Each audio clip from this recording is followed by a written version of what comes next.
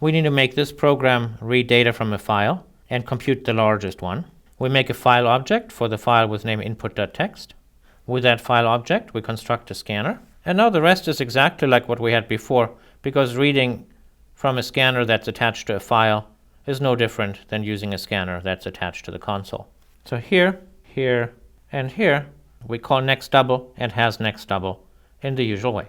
When you run this program, it'll tell you that it found as its largest value, a value that is very large. Let's have a peek at the input file. That file has a lot of numbers in it that seem kind of meaningless. You'll see in the next exercise with Sarah where they come from.